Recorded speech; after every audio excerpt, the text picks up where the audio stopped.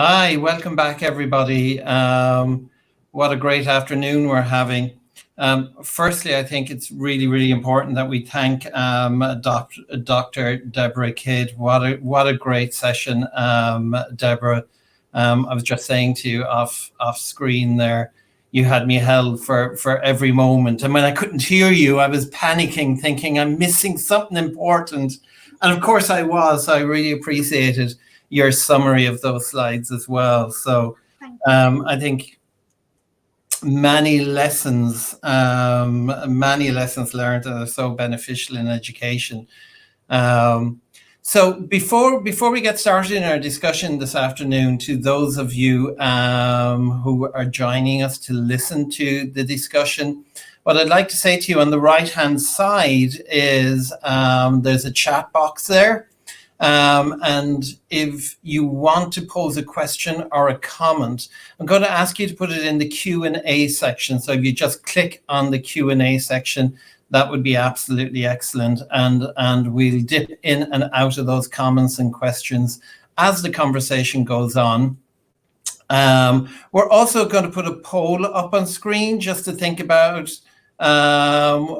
where are people starting from? What's your opinion as we start to look at future-proofing training? So very much, what have we learned from the past? What are we going to bring to the future? You know, and even what you were talking about, Debra, I wonder even in work-based training, the importance of examples that we use quite frequently and how they enrich training and training transfer for adults.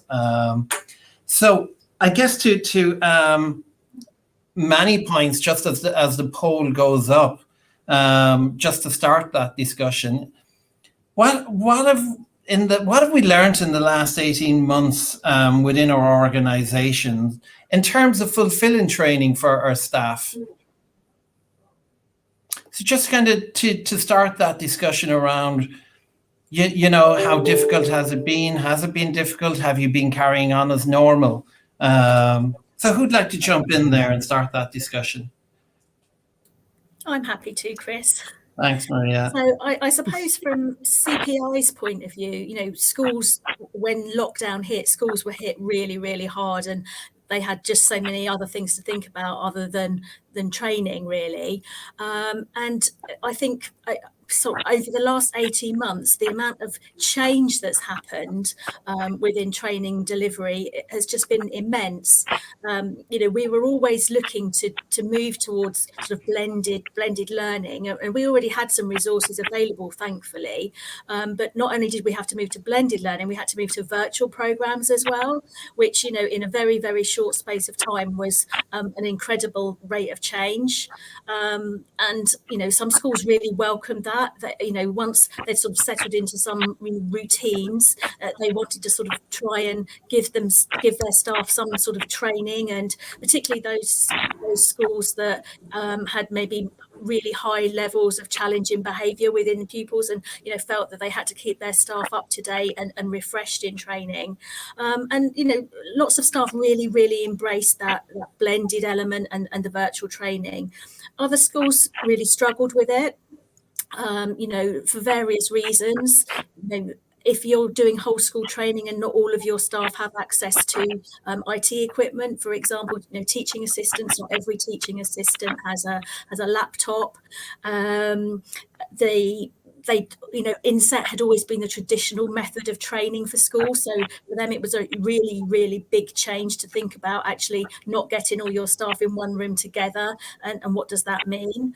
And for other staff, you know, there was sort of that tendency to blend. Sometimes e-learning has some bad connotations. Sometimes, you know, we've all been through food hygiene, all sorts of courses that sometimes, you know, haven't engaged us in the most appropriate way. So, you know, we've had to challenge those misconceptions, if you like, that e-learning can be a bit boring and people just scoot through it, and the learning outcomes aren't the same as they would be in the classroom. And I guess to some degree, it is a time over that COVID period, which we're coming to towards the end of, which was a frightening time for everybody, really, isn't it? You know, children were ending up at home being homeschool in various different ways, either through virtually or parents doing their best, and but very increased stress levels, which change behavior. And even how do you manage behavior virtually, which was a new concept as well. Sarah, I see you nodding a lot there with that experience. I think for us, it was more about making sure that a training needs analysis was fit for purpose before we did the delivery. It's very difficult to deliver virtually, I think. And there were settings that thought that they needed more or less than perhaps they actually did. Understanding the settings needs was the key for me, and the trainers that I work with, to make sure that we were tailoring that input, and when we were meeting with them, to have that real nitty-gritty discussion based learning, which you can't get virtually. It does lose some of its richness, the back and forward, and that rich discussion and exploration, really, doesn't it? I just wanted to point out to everybody as well, just on the right-hand side, we have put that poll up. You'll see a red dot just in the banner with polls. So please jump in there, vote. Can blended learning completely replace face-to-face training? I see there's lots of voting already taking place. So that's great. Thank you so much for that. I guess in some ways, if we're coming towards kind of the end of the difficulties around what the last 18 months have posed for us, what does future-proofing mean then? Training is really, really important around classroom management, around challenging behavior, et cetera, at many different levels. And getting in there early is really the key to that, isn't it?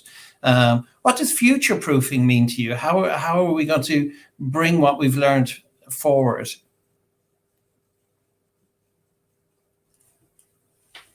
Don't be shy. Well, I'm going to go out across the two subjects, if that's okay, what we've already spoke about and what Sarah was bringing in with regards to TNAs and how important they've been, because it's not just I know we said education out there, but it's not just education. There's also residential care homes attending. We've got CIs there. And I think that's just shown how important this training has been for them, and to get the TNAs correct, because they carried on with training through difficult circumstances, because you know what? The need was that important. It outweighed the risk of not having that training. And that just comes back again to the training needs analysis and the great certified instructors that we've got out there. Future-proofing, that's a really good question. Really good question. My main bit was what I've just spoke about, but the future-proofing going forward, it's got to be based around the needs. And I think this has shown us in the last 18 months the necessity, but also that we can provide that training online, blended, and from a personal perspective, blended learning is the way forward, personally, even though there's pros and cons with face-to-face and blended, and I'm sure we'll move on to those in a minute. For sure. Thanks, Dave. I think for us in Sandwell, the idea of... Sorry? I'm breaking up, aren't I? Oh no, Sarah, you're absolutely not breaking up. Please go ahead. I'm sorry for interrupting you. Oh, okay. No, that's okay. I think for us in Sandwell, the idea of future-proofing is really making sure that we are hitting, the standards for the restraint reduction network, and moving towards CPI safety intervention, and making sure that all that really fantastic stuff about trauma-informed practice is running through everything that we're doing, not just to do with the training delivery that we do, but to do with our core roles as well. A lot of future proofing in terms of maintaining those refresher cycles around our schools is about it being a common thread throughout all teaching that the local authority do in their schools around our borough. And I've never had so many schools getting in touch within our little remit of those that we're allowed to deliver to. We've been very, very busy, and I think that it is in response to ongoing concerns about how we do recover from the pandemic and staff fear and anxiety about getting back into the swing of things with children presenting with difficult or challenging behaviour. And just picking up on what Sarah was saying there, Chris, about trauma, I think, we've got to recognise that COVID is going to have long-term impact on young people's mental health. Schools are going to have to become more focused on sort of trauma and attachment and look at behaviour through those attachment and trauma lenses. And as Sarah said, we've started to do that with our programmes by including trauma in VI and SI. And I know suddenly Chris Sterling and myself, we're looking at how we incorporate attachment issues into our training as well. And alongside that, the other side of that, so that's the content side of future proofing, but the delivery side as well. Schools have got so many things that they have to do, there's so many expectations on schools around training, and time and money is a real constraint. And I think a blended options actually maybe will go some way to help towards solving those issues that schools have around actually how do we fit all this training in, that they really want to give their staff good quality training and have their staff really knowledgeable about areas, mental health, attachment, trauma, but they really have got really tight constraints on them at the moment. I think, I'd pick up on that as well. And this week it's been really notable that Ofsted have kind of gone out in force, like the orcs leaving Isengard in Lord of the Rings. It's like this army has gone charging into schools in the past week. And what we're hearing from head teachers is that the language is around post-pandemic. It's around like getting back to normal. There's almost an entire disability or inability to understand that element of trauma that has not just influenced young people but influenced teachers as well.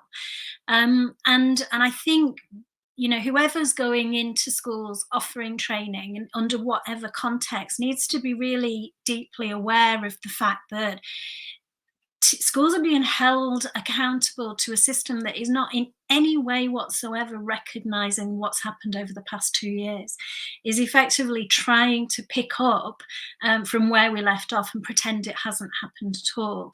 And I think a lot of teachers and head teachers in particular are at breaking point at the moment. So I don't know if there's a role there for you in terms of navigating that particular aspect of things, because I think most people would say there's a dire need here for our children and a dire need here for our staff that isn't being attended to at policy level at all.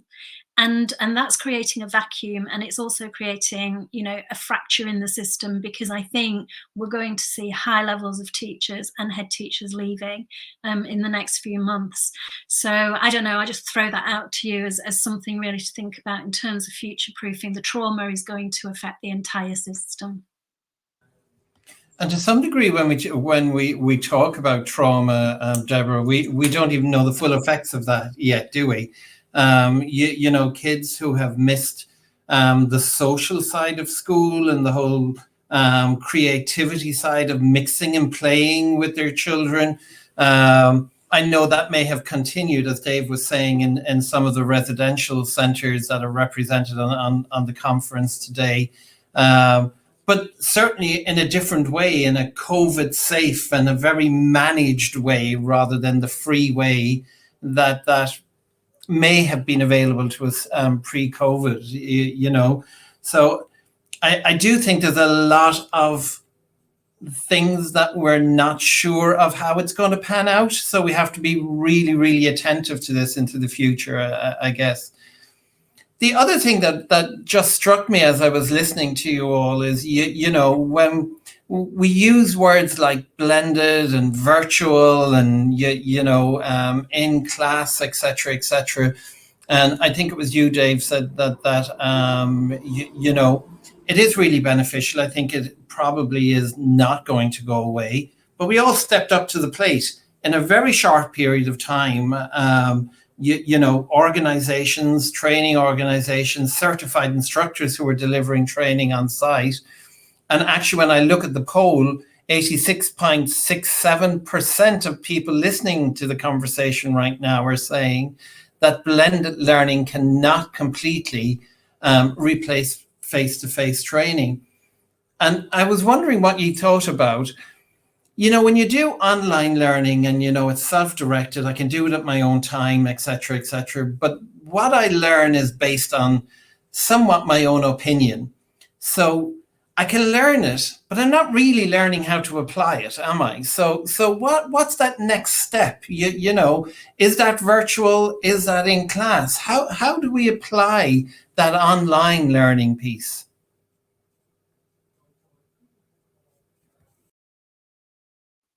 Is it context driven? So, you know, I'm not coming at this from the same perspective as many of the people who are listening, but from a teaching perspective, in terms of delivering training or working with schools, when the pandemic hit, I should have been in a school in Singapore, and I wasn't able, obviously, to be there. So we created a blended online learning experience for the children, which asked them, it was about water and it was effectively about floods, and they were an aid agency who were working on solutions to floating farms effectively.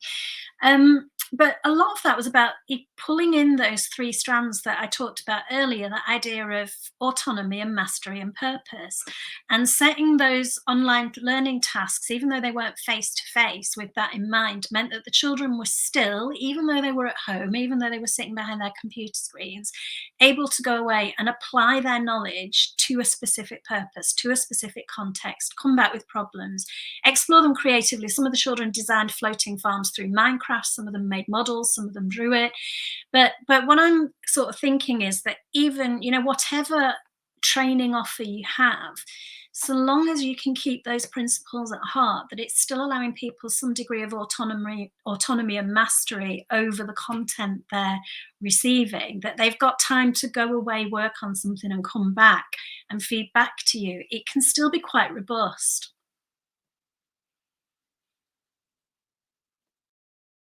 I think you're right. I think, Debra, you're quite right. And some of us,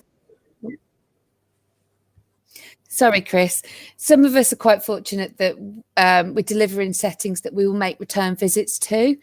And so, as you know, where we've used sort of virtual delivery platforms, we've then been able to reinforce that learning through staff discussions and workshops and staff meetings, so that we can make sure that it's not just that singular event, that staff are then encouraged to use some recall skills and have a think about what they've learned and apply it to the casework that we're looking at.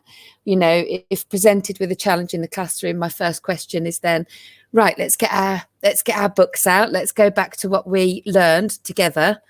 What do you think fits in with this? Let's use the crisis development model to map on this child, how this young person presents, or could we use this to think about our whole classroom delivery?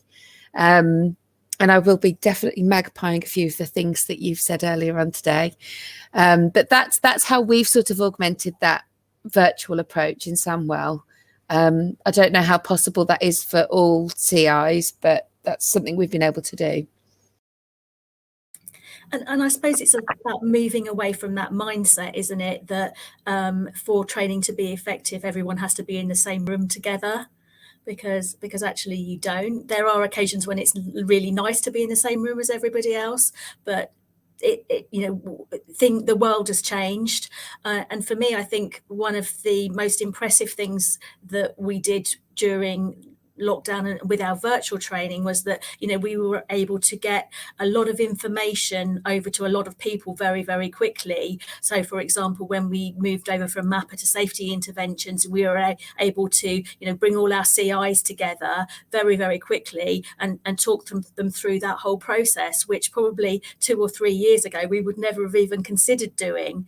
And I think that made that whole process a lot smoother and a lot easier for CIs. And then, of course, you've got the benefit of it being recorded as well, so you can go back and look at it again if you need to. For sure. And you know, I'm just seeing some of the comments here, and they're agreeing with you, you know, about it being a balance, particularly during the extended periods of lockdown with synchronous and non-synchronous methods of teaching. But it's good to hear, actually, that, you know, since you've returned to school in September, training staff has become more manageable again. So that's a real positive. There's a real interesting question really on topic right now is, since we have returned to school, and we are seeing different levels of change and different levels of challenge across many different aspects of education and also social care for children, is a question around, do you think it's really possible to change or to achieve cultural change through blended learning? And if so, do you have some comments? Do you have some tips on how that might happen? Because we all have to think about that new world ahead of us, don't we? We have to think about things have not fully gotten back to normal. And will they ever get back to what we thought normal was? So do we have to achieve some level of change as staff teams, of staff groups? And let's not forget, that includes, you know, top right down to bottom, because if it's only the middle, that's never going to work. So personally, I think it's possible, but I'm really interested in what others have to say on that. Personally, I think e-learning content. I think in terms of culture change and thinking about, oh, sorry. No, it's okay, go on. Go ahead, Sarah. Go ahead, Maria, sorry. Okay, I'll go ahead. I think in terms of blended, I think sort of e-learning content is really, really good and really effective for passing over knowledge and theoretical content. But I think for that cultural change and for those really valuable discussions that staff have, they either need to be done either in a face-to-face or a virtual environment.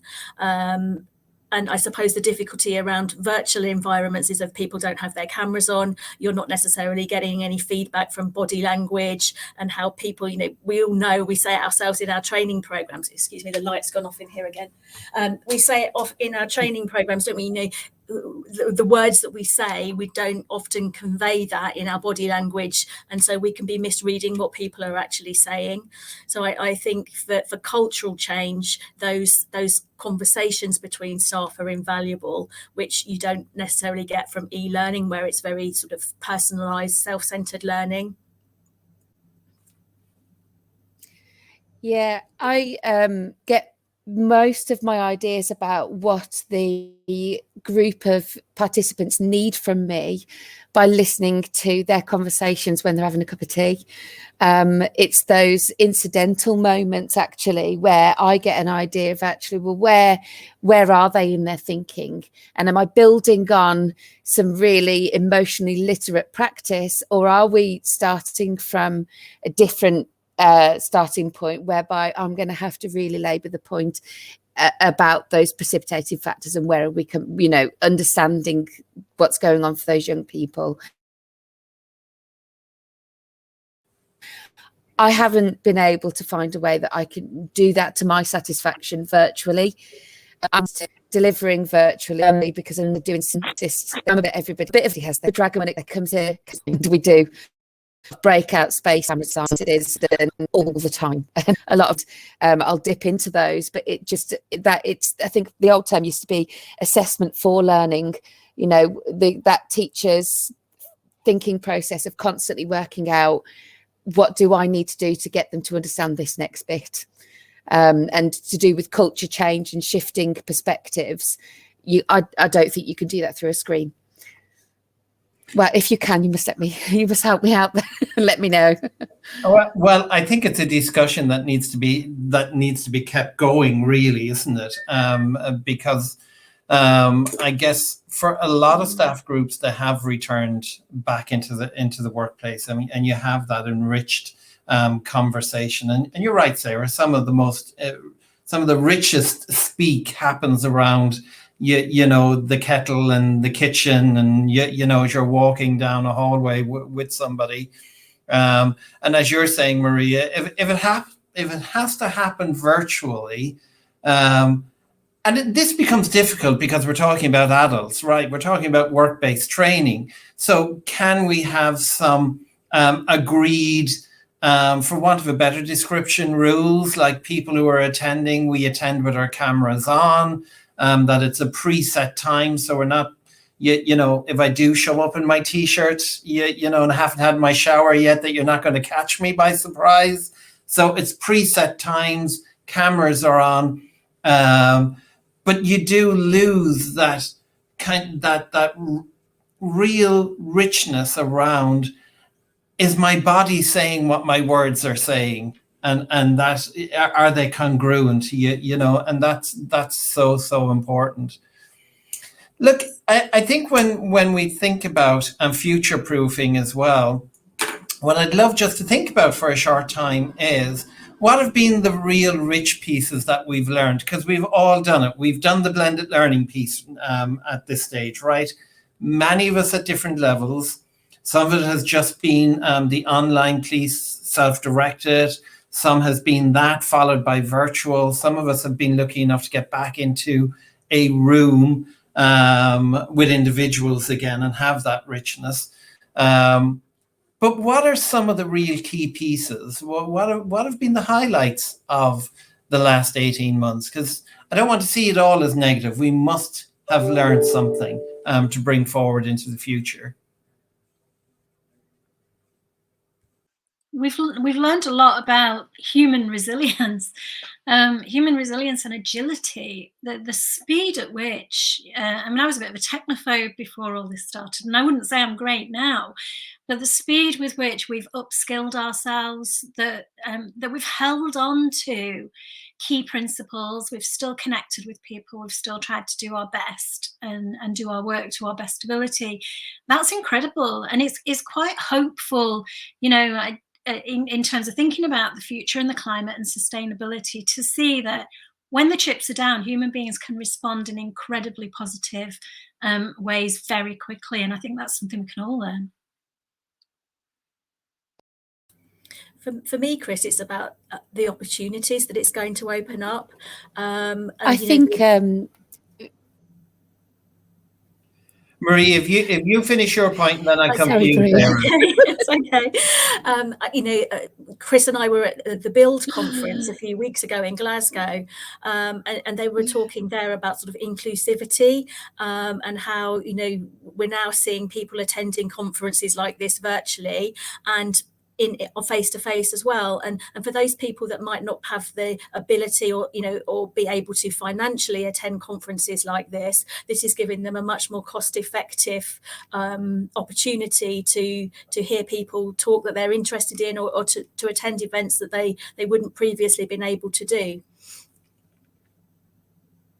I think that's so true, and it's something that we spoke about several times when we were attending that last conference, because as many people were in the room, there was the same number of people attending that conference or thereabouts virtually. And I think it does address some of those issues around budgeting, releasing staff, because it's not just the 6 hours at the conference, it's the traveling down the day before, the not getting back until the next day, and the backfill, etc. Sarah, you wanted to join in on that. I believe your question was about what have we gained out of the last 18 months. And I think one thing that has been a universal sort of unifier is that we all went through the pandemic and the resultant lockdowns and the school closures and the pressures of teaching children at home and trying to arrange classroom learning for children at home and laptops and DFE guidance coming out of our ears. But the one thing that is sort of beautiful about that is that it's a really nice common reflective point for staff on the training to think about how that trauma impacted on them. You're not treading on, you're not asking for personal history details. You can refer to the recent 18 months in terms of something we've all been through. And it's a really helpful example, I think, in terms of identifying why we might be feeling anxious about working with some of our young people and why we might be finding it a little bit overwhelming to come back in sometimes. And it's been a good discussion point for every piece of training I've gone in and delivered since we've been back, actually. And Dave, from your perspective, you manage a team of trainers and you've been out training yourself, you know, so just from that training perspective, what are some of the highlights? What are some of the best bits that are being fed back to you now? Yeah, I mean, one of the biggest things for myself and with regards to what's being fed back at the moment is that communication levels have increased. Even for people that previously maybe didn't feel confident enough if we're face to face to go, do you know what, I've got something to say. They feel more confident sat in their own house, maybe, but wherever it will be. They feel more comfortable there to say, do you know what, I can contribute now. And communication has gone up. I know that before the pandemic, we may have moaned about kids being on computers and technology wrecking their communication side of things. But for now, for a lot of people, online learning is a comfortable way for them. It's very comfortable for them. And this format here allows people to say, do you know what? Yeah, I can be safe enough, feel safe enough, put my hand up and contribute in that way. I think communication has increased even more. And we've moved away from emails to more, well, let's just press a button and we can communicate with people. Not as ideal as face-to-face, but ultimately I think it's a step forward for there. Thanks, Dave. And I think from my experience, I think absolutely we are probably communicating more. And I think there's something about the comfort of sitting in your own home or in your guest bedroom or the dining room or something, isn't there, in your own environment. That helps you communicate a little bit more, as you're saying. I'm also just thinking about blended learning from the aspect of what can we do about learners who just go on to the online portion of the learning and just click through. You know, they just keep pressing return. They get to the end. There's a little quiz that they have a shot at. It's kind of like that. We've mentioned it earlier in this discussion. We've all done those trainings, right? Where you just want to get it over with. But has any real learning taken place? So what can we do to encourage people to really immerse themselves in that online portion? Do you know what? Like you say, to the people that, and we've all done it at some stage, we press. Or if you can't do that, and I know some programs you can't do that, you might actually sit back there, you might be watching the telly, you might be doing your ironing, whatever you may be doing, still not actually taking any learning on board. The only other thing will be that I can see personally is that when you do a face-to-face afterwards, that there's some kind of feedback to see, did people actually learn anything from the online program? I suppose one of the ways there could be interactive with maybe workbooks. So you are, you know, taking some information from that and then leading that into the face-to-face training or even virtual training afterwards, just to acknowledge that has been some learning taking place. You're getting lots of thumbs up there, Dave, for that kind of reinforcement of learning, something that really makes it a bit more concrete. I have to stop and think. And and then followed up. I personally think the following up afterwards and the applying what you've learned is so vital and so important, and even kind of the richness of the examples that we can use to help people connect what can be theoretical to actually, a work-based application, I think is so important. Sarah, I see you with your mic on. Do you want to add to that? Yes, I've started switching it on myself rather than using the buttons at the bottom, because that makes me freeze and interrupt somebody else. Yes, I think where I find myself tempted to click through online learning and just get through it is when the content isn't engaging. And one thing we can say about the content at CPI is it is engaging. We need to have a think about which style of delivery gains and maintains the best interest. Now, we recently, the CIs that I work with, we recently went through the trauma input, and we were all absolutely rapt. And the use of real life examples, real life people talking about what trauma meant to them, gave us loads of things to discuss and to talk about to each other. There wasn't one moment of that I was tempted to click to the next one just to get it over and done with. So I think that's going to be, like Dave said, it's about getting that feedback on what inspires people to stay engaged and to listen to the end, and to not want to click the next button because they're enjoying what they're listening to. So different approaches, I think, is going to be the way forward. Yeah, I'd agree with that, Sarah. Effectively, what you're saying there is that people get interested in stories. And if your training is full of stories, then people will listen to them. And I think the other thing is kind of questions that you really have to think about as well. So quite often when I've done those click bits of training, it's partly because I've already known all the answers.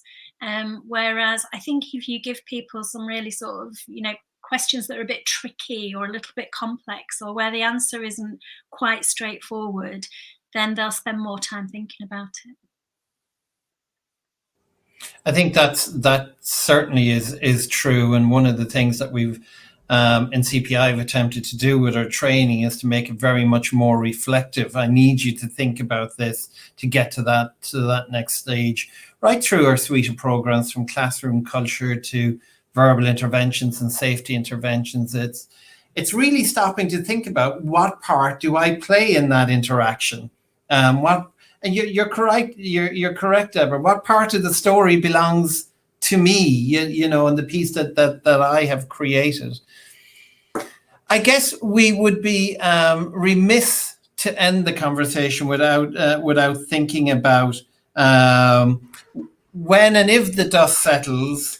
What should we look forward to? What's our next steps? What do you think? Well, Marie is trying to get her light on anyway. She's thinking about, how do I get that switch fixed? How do we get people's head back into that cultural change and really commit to training and really understand that actually, if we really commit to this learning, it does create change. And if we create change with adults and with provision providers, then that's a win-win for everybody, isn't it? That trickles right down into all of our service users, be them students or residential individuals, etc., etc. Next steps. Let's share the magic. Well, as I said earlier, I think, we haven't seen the longer term impacts. And I think that organisations are going to have to, for some are already there, but for many organisations are going to have some significant cultural change, and it really be, as I said earlier, looking through that attachment and that trauma lens, and their practices are going to need to reflect that. And I think we're going to have to be very agile about that. You're good, Sarah. You go ahead. I think that we're going to have to take the best. I think we're going to have to take the best both. What do we like the most about the way we were forced to work during COVID, and what do we miss about teaching face to face, and how do we make them work hand in hand so that we get an all singing, all dancing delivery with that really great course content. Debra, I think that I'm going to join your fan club, given your input earlier on today, and it makes so much sense to do that story-based stuff. And I think the best training that we've delivered is that when you've got that rapport, you've got that relationship, and you can use real life examples, real life stories that bring the training to life. And so it's going to be about cherry picking our favourite bits. That's for certain, isn't it? It is about, let's learn from what really did create impact. How can we enhance that and move forward? And you're talking about being joining Debra's fan club. I'm just thinking I'm available for dinner parties. I'll just come and listen. I'll even cook if you want. I think what we've learned is the richness of interaction. That really is, to me, today, the pearl of wisdom from this afternoon's conference so far, is that richness of interaction, really drawing people in. And you're correct, it's about storytelling, isn't it? In essence, that's what it's about. We're coming to the end of the session, so I'm just wondering, last words from all of you. I'll go once we can get the mic working. Linking with all that and moving forward and tailoring our training to meet the needs of our participants, of our young people. And it comes back down to that TNAs again. Can we make sure that we are meeting the needs in the right way? Because some of our staff will prefer to be engaged through a blended program, and some will prefer the face-to-face. So it's being flexible, which I believe educators, carers are absolutely brilliant at, that flexible and being adaptable to the circumstances. And I think it's being positive and hopeful. I know that Pivotal's, the kind of approaches have always been relational and always been positive, but now more than ever, children need to see that the world can be a positive place to live in. So keep on with that. Thanks, Debra. Maria, last words? I think if I go with you, Maria, and then I'll come to you, Debra. I think for me, it's looking back at the positive outcomes of everything that's happened over the last 18 months and just continuing to build on those positives. Thanks, Maria. Sarah?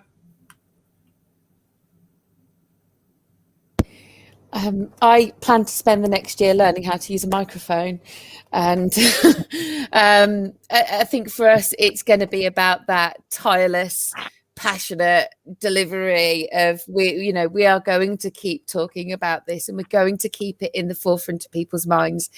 It's going to be something that should be right at the cutting edge of what our schools are doing, and that's what we're trying to promote in the schools that we go into. I think it's the new safety intervention input, all the trauma stuff. I can't tell you how excited we are to get that out and into the settings we work into. Thanks, Sarah. Look, like all good conversations, doesn't time run out really, really quickly? And indeed, we have come to the end of our time. So I certainly would like to thank my colleagues here in CPI, Maria Taylor, who I work very, very closely with, and Dave Cashmore within the training department. Sarah, thank you so much. Sarah's from Sandwell, Inclusion and Support, Social, Emotional, Mental Health. So Sarah, thank you so much for agreeing to come and have a conversation with us. And last but not least, of course, Dr. Debra Kidd. I think you've enthused us all, so thank you again for not only doing the presentation, but agreeing to stay and be part of the conversation as well. Guys, we really apologize for all of the technical issues. It wasn't your technical issues, Sarah. I think we've just had a few little technical glitches behind. But I think the conversation has been rich nonetheless. So thank you very much. Guys, again, I'm going to invite you as we come to the end of this session. Do take your break, get yourself a drink, etc., etc. And as you ready yourself to go into the workshops, you will get some information on the screen as the time for the workshops at 3:15 start to come up. Guys, thank you so much. It's been really wonderful having that discussion. Thank you.